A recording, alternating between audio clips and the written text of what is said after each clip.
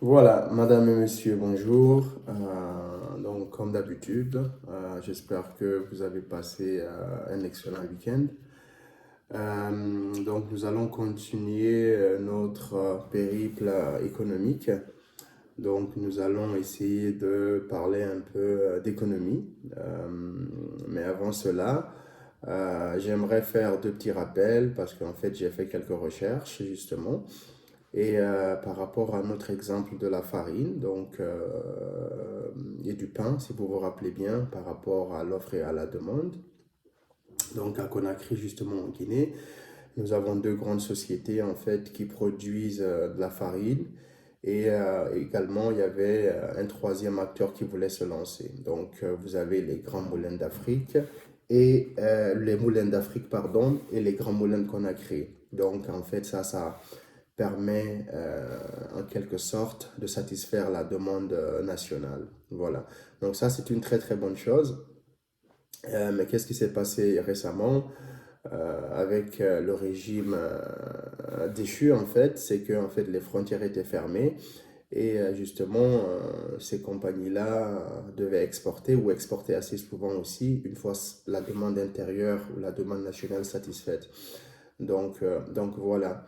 Et on verra par la suite justement, comme je vous le disais, et que si on produit normalement, on a la possibilité de produire de la farine, et bah c'est pas normal que par exemple qu'on paye le pain un peu cher. Donc on verra que peut-être ce n'est pas la production locale qui crée problème, mais c'est justement par rapport à la monnaie. Donc je vous demanderai de rester juste un peu patient et nous allons élaborer un peu plus là-dessus. Donc ça, c'était juste un petit rappel. Donc je suis très content de savoir que nous avons de la production locale de farine qui est faite. Nous avons deux grosses compagnies qui produisent de la farine et puis une troisième aussi était en phase d'être lancée. Donc ça, c'est très très bien. La concurrence va encore permettre aux acteurs économiques, l'offre et la demande, de baisser les prix et que la population puisse en profiter. Donc voilà, ça c'était juste un petit rappel. Donc sans plus tarder, nous allons commencer un nouveau thème. Ce thème va porter sur le PIB. Donc le PIB, le P c'est pour produit, I c'est pour intérieur, B c'est brut. Donc encore une fois, c'est un terme qu'on entend assez souvent, le PIB, le produit intérieur brut. Mais qu'est-ce qu'on va faire ce matin? C'est de voir qu'est-ce qu'il y a dans le PIB, mais surtout comment il est calculé. On va prendre un exemple assez pratique, on reviendra encore au pain, et puis on fera une application et on verra justement comment ce PIB est calculé en général pour tous les pays du monde entier. Donc, mais avant cela, j'ai trouvé ou j'ai essayé de faire quelques recherches. J'ai essayé de trouver quelques données donc du PIB. Avant de le définir, je vous conseillerais ou je dirais juste de retenir, parce qu'on va le définir ensemble, de définir le PIB comme étant le revenu d'un pays. Donc, c'est comme dans tout foyer familial, on a un revenu familial et ce revenu familial-là, il peut être mensuel et après on peut l'agréger au niveau annuel. Ok. Donc, imaginons que pour le moment, le PIB, c'est le revenu d'un pays, ok, ou c'est le revenu, entre guillemets, si l'économie est une famille, voilà, c'est le revenu familial. Ok. Ou c'est la production, ou ce qui est produit dans un pays au cours d'une année, au cours d'une période. Ça peut être au cours d'un trimestre, au cours d'un semestre, ou au cours d'une année. Ok. Pour le moment, on va garder cette définition. Donc, c'est le revenu national ou le revenu du pays ou des habitants ou de la population ou ce qui a été produit par la population ou par les habitants. Donc, c'est ce qu'on va appeler PIB pour commencer. Okay? Et un peu plus tard, on va essayer de l'approfondir et puis on va essayer de donner quelques définitions plus à même euh, approfondie. Ok. Et donc, qu'est-ce que j'ai fait? J'étais sur le site de la Banque mondiale. Il y a ce qu'on appelle the World Development Indicators. Ça, si vous voulez, c'est les développements économiques mondiaux. En fait, tous les pays du monde entier ont des données sur tout, en fait, sur le PIB, sur le taux de scolarisation, sur l'accès à l'électricité, sur l'alphabétisation, sur la consommation. Donc, c'est vraiment assez large. Donc, qu'est-ce que j'ai essayé de faire? C'est de chercher quelques données par rapport à la Guinée. Donc, excusez-moi, pour voir comment le PIB guinéen a évolué, disons, ces 34 dernières années. Je voulais remonter un peu plus loin, mais malheureusement, je n'ai pas pu trouver des données pour un peu plus loin. Mais bon, il y a d'autres sites internet justement avec lesquels je vais aller chercher des données un peu plus loin. Mais je pense que remonter jusqu'à 30 ans nous permet en général d'avoir une idée. Ok? Donc, j'ai pris des données de 86 à 2020. Donc, ça, disons, c'est 34 ans à peu près. Ok. Donc, sur une période de 34 ans, nous allons voir ensemble comment, en général, le revenu des habitants de la Guinée ont évolué ou ce qui a été produit en Guinée a évolué, disons, ces 34 dernières années. Ok. Donc, par exemple, selon les données de la Banque mondiale, en 1986, le PIB en termes constants, ça c'est quelque chose aussi que je définirai un peu plus tard. Okay? Ben, prenons en courant, parce qu'on fera une différence entre termes constants et termes courants. Donc, le PIB courant, c'est le PIB au prix de l'année en cours, au prix de l'année à laquelle le PIB est calculé. Donc ça, c'est les prix courants. C'est les prix courants, donc on prend les prix courants, c'est le PIB courant. Donc de l'année en cours, on prend les prix de cette année-là pour le calculer. Okay? Il y a le PIB constant, disons que ça en général, c'est un PIB qui est calculé en fonction d'une année de base. Okay? Cette année de base, assez souvent, c'est l'année 2010. Okay? Bah, pour le moment, on va regarder le PIB, c'est-à-dire le revenu national guinéen, si vous voulez, de 1986 à 2020, okay? En dollars américains, bien sûr. Donc ça, c'est en dollars américains. Par exemple, les données nous disent que en 1986, donc le PIB de notre pays était de 2 milliards. Okay? Donc c'était ça en 86. Et en 2020, on a eu un PIB de 15 à peu près 16 milliards. Okay? Donc en 34 ans, si vous voulez, on est passé de 2 milliards à 16 milliards à peu près. Okay? Donc ça, c'est le PIB en termes courants.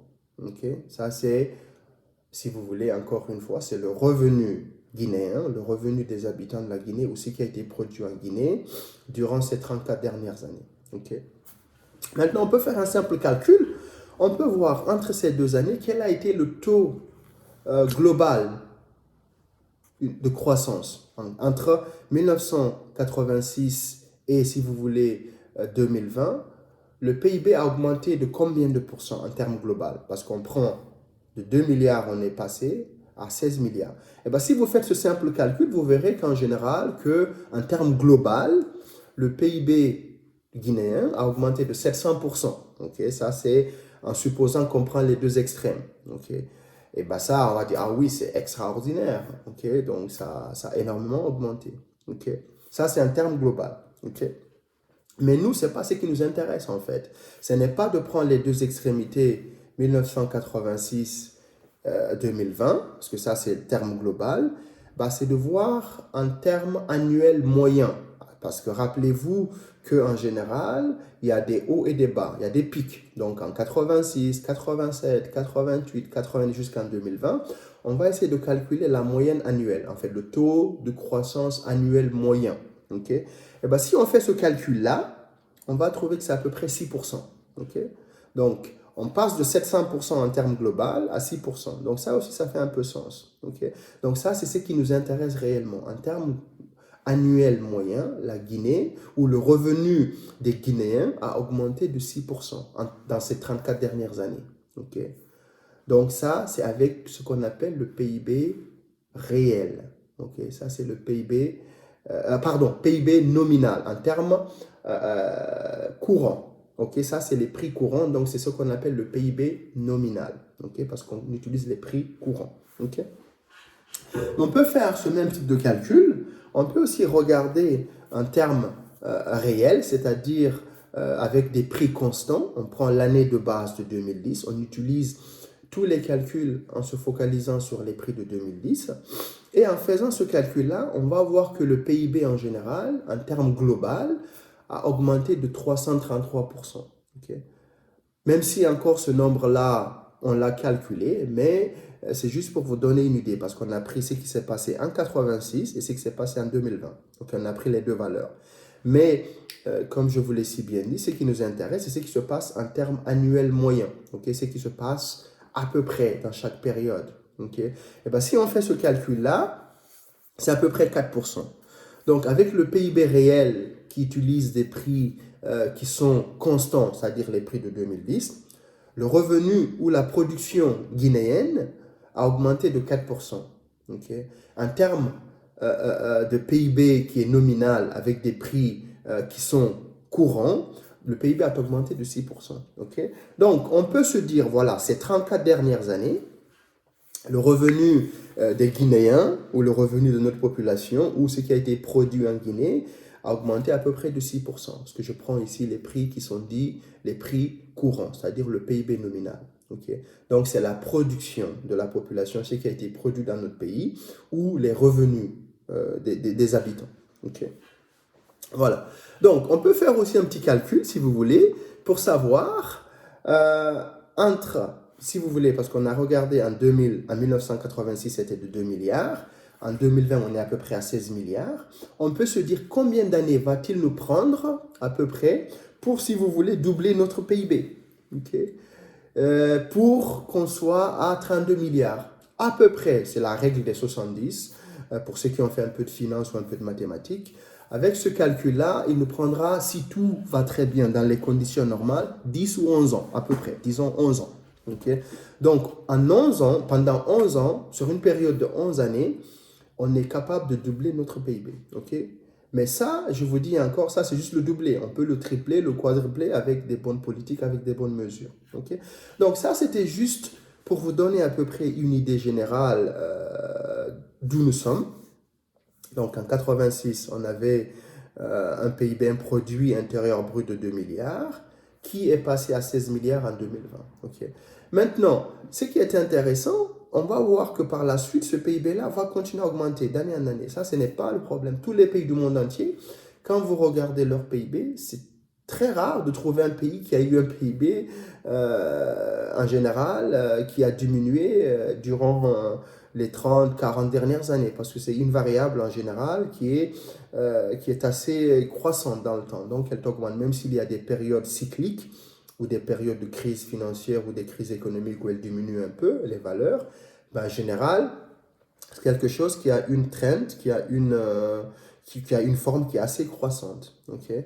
Et surtout, dans notre cas, ce qui va être intéressant, c'est de voir qu'est-ce qu'il y a dans ce PIB-là. Parce que je vous ai dit tout à l'heure, c'est la production, donc c'est ce que la population guinéenne a produit au cours des 34 dernières années, ou c'est ce qui a été produit en 2020, en 1986. Mais ce qui est intéressant, ou les revenus, c'est de voir qu'est-ce qui a été produit. Okay? Et est-ce que ça, c'est vraiment la production en termes de production, ou c'est quelque chose qui vient d'autres phénomènes économiques, en fait, notamment les exportations en termes de bauxite, etc. Donc, c'est ce qui va être important à voir.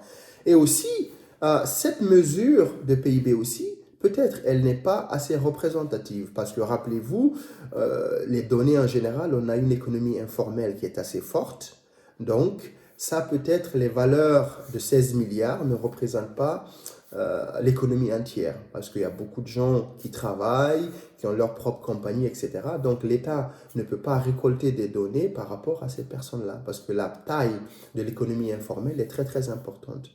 Si vous voulez, ça, c'est quelques limites du PIB que nous verrons un peu plus tard. Okay? Donc, même si ça nous donne une indication par rapport à la richesse d'un pays, par rapport à ce qui a été produit dans un pays ou par rapport aux revenus des habitants, ce n'est pas une mesure qui est parfaite. Okay? On verra ça un peu plus tard, sûrement dans la prochaine vidéo, quand on va encore un peu détailler. Okay? Donc, pour récapituler, le produit intérieur brut guinéen en termes courants, c'est-à-dire le PIB nominal, ce qui a été produit, ce qui a été obtenu en termes de revenus, a augmenté de 700% sur ces 34 dernières années, mais en termes nominal réels, ça a été à peu près de 6%. Maintenant, si on regarde les prix constants, c'est à peu près 4%.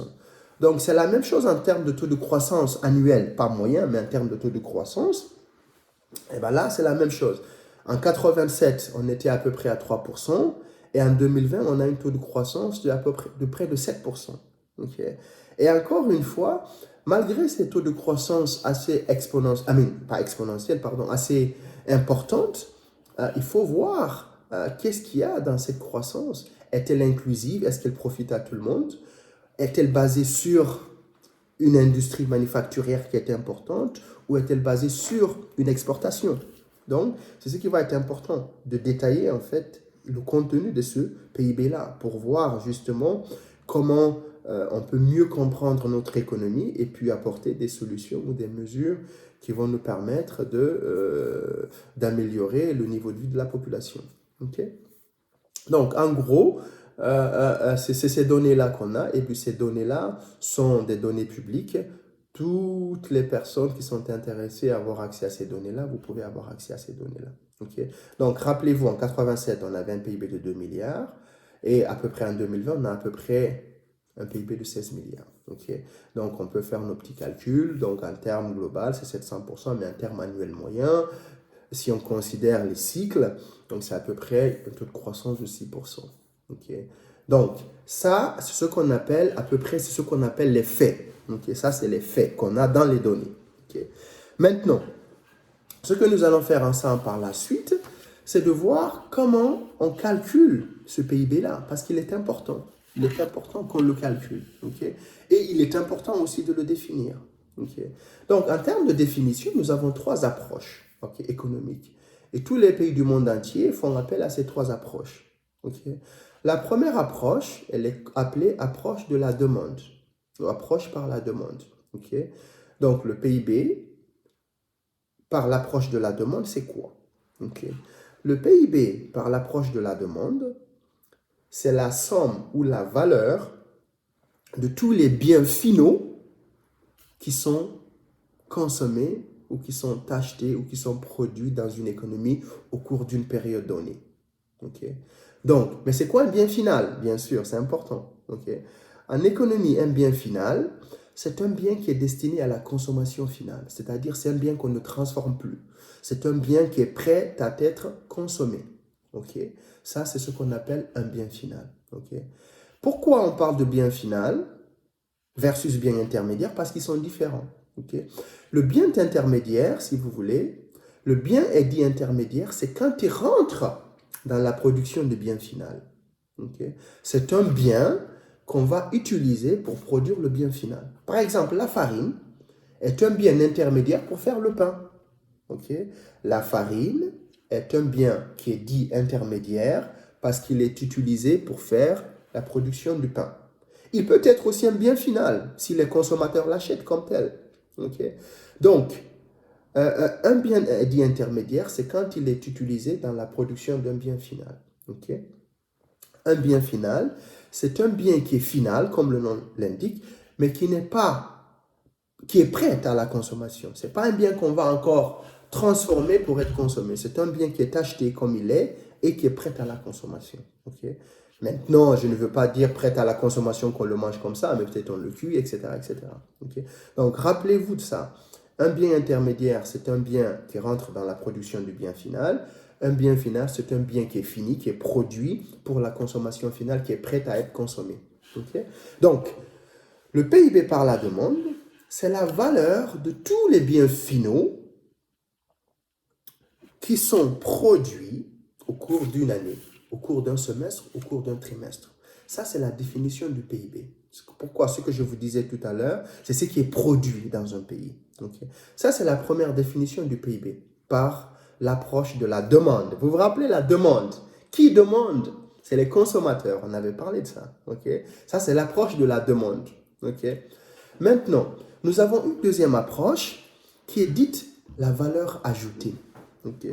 L'approche de la valeur ajoutée sous-entend qu'on transforme ou qu'on produit un bien final en utilisant un autre bien qui est dit intermédiaire.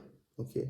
Donc, l'approche de la valeur ajoutée, c'est la valeur de toutes les valeurs ajoutées qui sont produites dans une économie au cours d'une période donnée.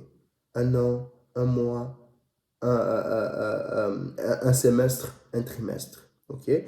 Ça, c'est ce qu'on appelle l'approche de la valeur ajoutée. Alors, la valeur ajoutée, c'est quoi? Imaginez, je suis un boulanger, par exemple, Quand je suis un boulanger, je fabrique du pain. Ok. Donc, ma valeur ajoutée, c'est quoi si je veux calculer ma valeur ajoutée? C'est la valeur du prix de mes pains, combien je vends un pain, c'est-à-dire le pain vendu au consommateur. Si je vends pour 1000 francs guinéens de pain, ça c'est ma production de pain. Mais pour faire mon pain, j'ai acheté de la farine.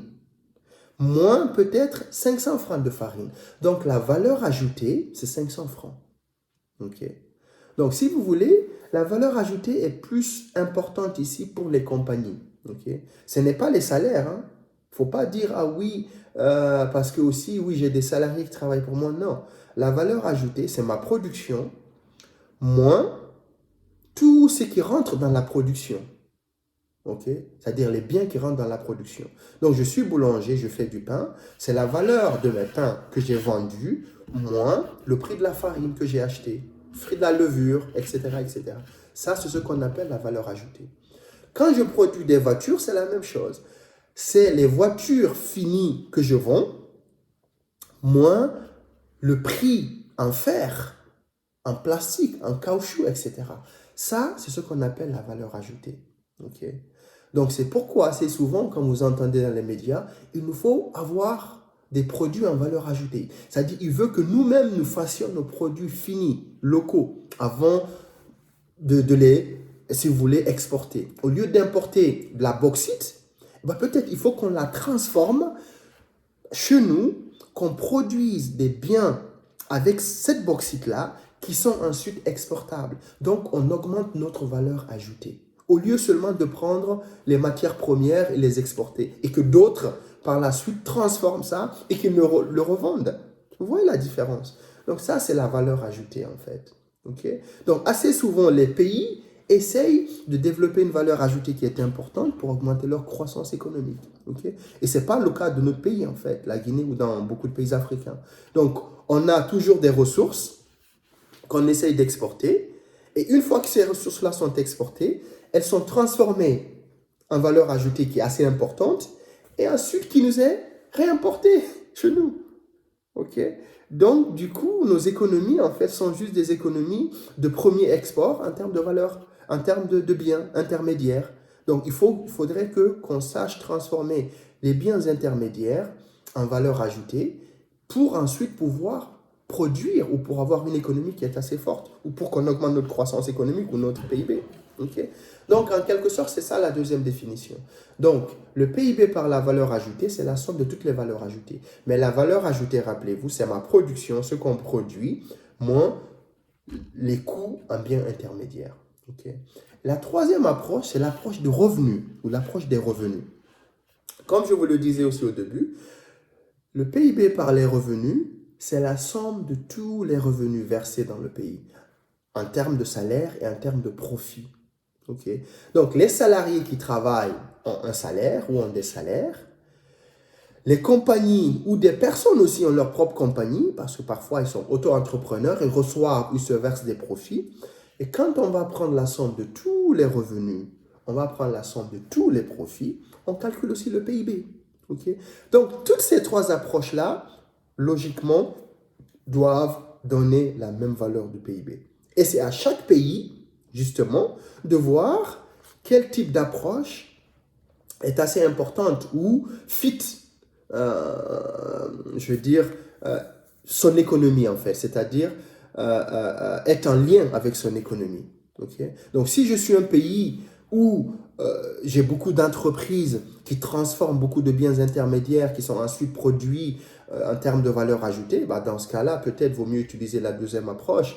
Si je suis un pays aussi où j'ai une consommation qui est assez forte, la population consomme, j'ai accès à des données qui sont assez importantes, dans ce cas-là, je peux utiliser la valeur ajoutée, pardon, la demande, c'est-à-dire la valeur de tous les biens finaux qui sont produits. Mais les biens finaux, c'est les biens qui sont destinés à la consommation finale. Et aussi, si j'ai aussi des relevés de salaire, je sais que bon, quand monsieur, madame, X, Y, Z travaille, on a des fiches, on a des données pour collecter le salaire de monsieur, madame, X, Y, Z. Et dans ce cas-là, j'ai les revenus, j'ai les profits, etc. Donc, je peux utiliser cette méthode-là. Okay? Donc, c'est ce qu'on appelle le produit intérieur brut. C'est ça le PIB. Okay? Donc, jusqu'à maintenant, je crois que ça va. Ok. Donc, on a regardé un peu en termes de valeur le PIB de la Guinée. Je rappelle encore, en 86, c'était 2 milliards. En 2020, c'est à peu près 16 milliards. Donc, ces 16 milliards sont calculés en utilisant l'une de ces approches que je viens de dire. Soit on regarde la valeur de tous les biens qui sont produits dans le pays, mais des biens finaux. Soit on regarde la somme de toutes les valeurs ajoutées. Mais rappelez-vous, valeur ajoutée, c'est la production moins la consommation ou la valeur des biens intermédiaires. Ou je regarde tous les revenus qui sont versés. C'est pourquoi je vous disais tout à l'heure, prenez comme définition, comme PIB, la production, ce qui est produit dans un pays, ou ce qui est gagné en termes de revenus dans un pays. Okay? Donc ça, c'est le PIB. C'est comme ça qu'il est calculé. En général, c'est comme ça qu'il est déterminé dans tous les pays du monde entier. Okay? Donc, on verra par la suite, justement, je vais prendre un petit exemple, justement pour élaborer un peu plus sur ce calcul-là, comment il est calculé, et par la suite, discuter un peu du PIB guinéen, quand on va parler de ses composantes, et voir effectivement, malgré que ce soit une mesure qui est assez importante pour nous dire ce qui se passe dans une économie, elle n'est pas assez, elle a quelques lacunes, voilà, donc on va parler de ces lacunes-là, et puis on va élaborer dans ces lacunes, et pour voir, mais ce qui est important, c'est de savoir, pour le moment, c'est la seule mesure dont nous disposons, c'est l'une des seules mesures, justement, on en a d'autres, dont nous disposons pour mesurer l'état de santé d'un pays, ok? L'état de santé d'un pays, c'est ça. Voilà, on regarde ce qui a été produit, ce qui a été obtenu, ce qui a été gagné par les citoyens, etc. Mais malheureusement, le PIB ne nous dit pas comment ça a été distribué dans l'économie. Ça nous donne juste le terme global. C'est pourquoi parfois, on regarde le PIB par tête, par capita, si vous voulez. Donc, on essaie de diviser cette valeur-là par la population, par la population totale. Dans notre cas, ce sera à peu près 14 millions. Donc, on va prendre les 16 milliards qu'on va diviser par 14 millions. Ça va nous donner le PIB par tête, par personne. Et ça encore, cela ne veut pas dire que chaque Guinéen gagne ce montant-là, mais ça, c'était juste une approximation. Okay?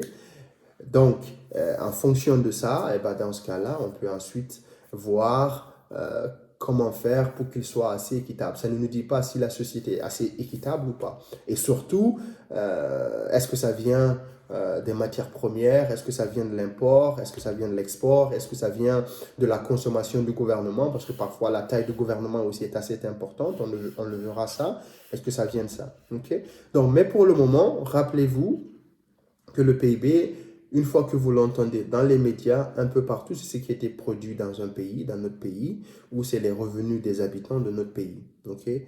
Donc, c'est revenus en termes de profit et en termes de salaire. Okay? Donc, la demande, elle nous dit, voilà, donc c'est la valeur, rappelez-vous la demande, c'est la valeur de tous les biens finaux. Donc, les biens finaux, c'est des biens qui sont destinés pour la consommation finale, qui sont prêts à être consommés. Et la valeur ajoutée, c'est la somme des valeurs ajoutées qui nous dit que c'est la valeur ajoutée, c'est la différence entre ce qui est produit moins ce qui est consommé en bien intermédiaire. Okay? Et ensuite, vous avez la méthode des revenus qui nous dit que c'est la somme de tous les salaires plus tous les profits versés dans l'économie. Okay? Donc, en gros, c'est ça. Donc, c'est ça vraiment le PIB. Je crois que je vais prendre encore 10 minutes pour élaborer un peu plus, prendre un exemple assez concret. Et après, pour la prochaine vidéo, nous allons encore rentrer un peu plus en détail pour le cas guinéen et puis voir effectivement qu'est-ce qu'il y a dans notre PIB et justement qu'est-ce qu'il faudrait pour que ce PIB-là soit assez inclusif, parce qu'il ne l'est pas. Mais surtout, comment faire en sorte qu'on augmente la taille du gâteau, parce qu'en fait, ça, c'est la taille du gâteau. Mais si la taille du gâteau-là n'est pas importante, et ben dans ce cas-là, la population ne peut pas en profiter. Donc, on va voir justement pour augmenter ce PIB-là, il y a des politiques économiques, il y a des mesures qu'il faudrait faire. Et ces mesures-là sont assez straightforward, c'est-à-dire très pratiques pour nous permettre en fait de développer notre pays et aussi tous les pays en fait, que ce soit de la sous-région ou ailleurs en fait. Donc c'est assez important. Mais avant, il était important de se focaliser un peu plus sur ce qu'on a dans notre PIB. Ok? Voilà, sur c'est quoi le PIB. Ok? Maintenant, je crois que je vais m'arrêter quand même là, parce que bon, j'ai pas envie que les vidéos soient assez longues. Et je ferai une vidéo dans la semaine, donc où je vous donnerai un exemple assez pratique sur comment justement calculer le PIB. On va prendre des exemples. On va encore prendre notre exemple du pain. Donc, on va supposer qu'on a trois acteurs. Nous avons l'agriculteur qui produit du blé. Nous allons avoir un meunier qui utilise le blé pour faire de la farine. Et on va avoir un boulanger qui, lui, va acheter de la farine pour faire du pain. Et en bas, nous allons avoir les consommateurs que nous sommes. Et donc, on va interagir tout ce beau monde-là pour calculer le PIB de notre pays. Ok? Donc, mais rappelez-vous ici, le pain, vous le remplacez par n'importe quel type de bien. Ok? Vous allez voir, c'est exactement la même chose. Ok? Donc voilà, donc je vous souhaite une très bonne semaine et je ferai une autre vidéo justement pour détailler un peu plus. Merci beaucoup et à très bientôt. Au revoir. Merci.